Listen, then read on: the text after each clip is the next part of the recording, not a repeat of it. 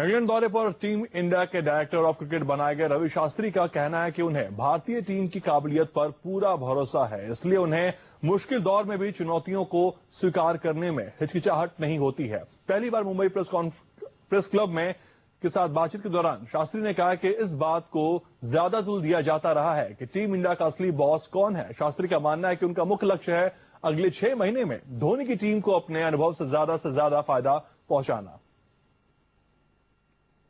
Watched more cricket than I played, so there's enough in this upper story here that can be used before I forget it. That's what I tell the players. Don't be afraid to ask me questions because there's enough there for me to be able to contribute. And yes, obviously, with the selectors, you'll have to have a dialogue as to where they're coming from, what their train of thought is, what we feel as part of the Indian cricket team. वहीं उन्मुख चंद के शतक की बदौलत भारत ए ने West Indies के खिलाफ दूसरा वनडे मुकाबला भी जीत लिया है। इंडिया ने 282 रन के जवाब में वेस्ट इंडीज की टीम 266 रन ही बना सकी। उन्मुख ने 101 जबकि करुण नायर ने 64 रनों की पारी खेली, जबकि गेंदबाजी में धवल कुलकर्णी ने किफायती गेंदबाजी करते हुए 3 विकेट हासिल किए। इससे पहले भी भारत ए ने पहले वनडे में वेस्ट इंडीज को 9 विकेट से शिकस्त दे दिया है।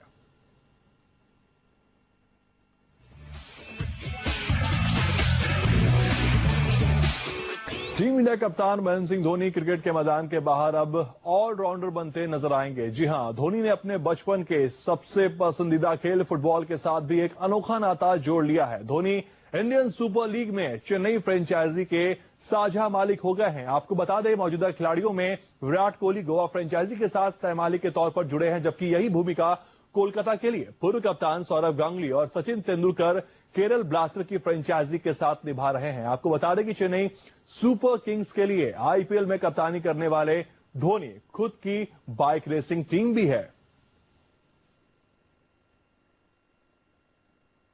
और इस वक्त विमल हमारे साथ फोन लाइन पर जुड़ चुके हैं, हाइबन 7 डिप्टी स्पोर्ट्स एडिटर। विमल, सबसे पहले तो मैं आपसे ये जानना चाहूंगा, धोनी की इस पारी की अगर हम बात करें, धोनी के पास जब भी मौका होता है वो अपने पुराने प्रेम को याद करते हैं, चाहे बाइक रेसिंग की हम बात कर लें या फिर फुटबॉल की बात कर लें। कहीं ना कहीं आईएसएल के नाम में धोनी का जुड़ना एक अपने आप में आईएसएल की काबिलियत दिखाती है।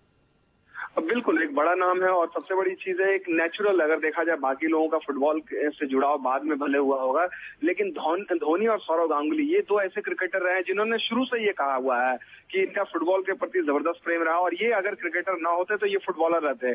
और अपने शुरुआती दिनों में ये दोनों खिलाड़ी फुटबॉल में काफी अच्छा करते थे और कई लोगों को अब तक हैरानी हो रही थी, खासकर अगर आपने देखा कि सचिन तेंदुलकर जुड़ चुके थे आईएसएल से, सौरव गांगुली जुड़ चुके थे, विराट कोहली ने चौंकाया था। अगर आप बात करें करीब 2 हफ्ते पहले विराट कोहली जब गोवा टीम के साथ साझा मालिक, और हर किसी को लग रहा था कि धोनी अब तक क्यों नहीं कूदे हैं।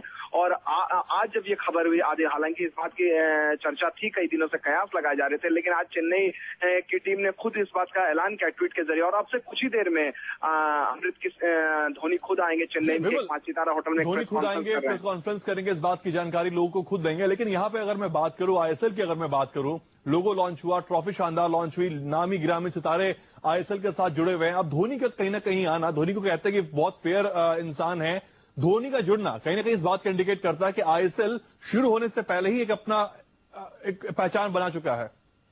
बिल्कुल, देखिए आईएसएल को फुटबॉल की लोकप्रियता को खासकर जिस तरह से और जितने बड़े स्तर पर जो आईएसएल के आयोजक इसे करना चाहते हैं, उसके लिए जरूरी है कि आपके बड़े नाम हो। और हमने खुद देखा कि आईपीएल को भी, जब इंडियन प्रीमियर लीग जो इतना बड़ा टूर्नामेंट हुआ, उसमें भी बॉलीवुड और बड़े क्रिकेटर का तड़का लगा, तब आज ये टूर्नामेंट इतना कामयाब हुआ।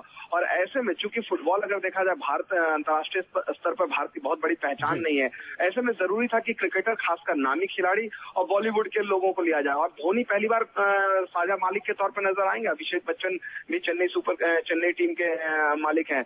तो कुल मिलाकर क्रिकेट के मैदान के बाहर भारत के पूर्व कप्तानों की भी आपको लड़ाई देखने को मिलेगी।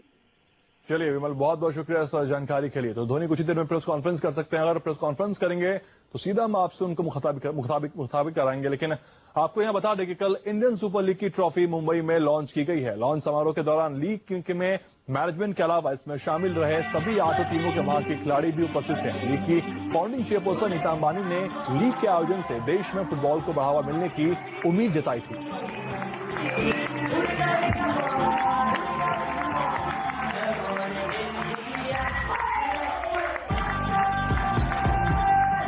dedicate this trophy to the youth of India with the earnest hope that this league will motivate the young Indians to be amongst the best in the world in the coming years and decades.